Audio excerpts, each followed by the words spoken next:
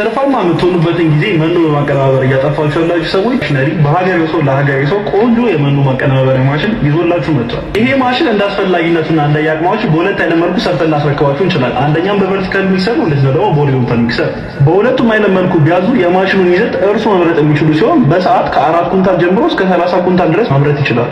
ታዲያ እነዚህ ማሽኖች በሲንግል ፌዝም በስሪ ፌዝም መስራት የሚችሉ ማሽኖች ናቸው። ስለ ሚክሰሩ ይህን ነገር ካልን ስለ ወፍጮ ደግሞ አንዳንድ ነገሮች ልበላችሁ። ይሄ ወፍጮ ማሽን በሲንግል ፌዝ የሚሰራ ሲሆን በሰዓት ከ20 ኩንታል በላይ መፍጨት ይችላል።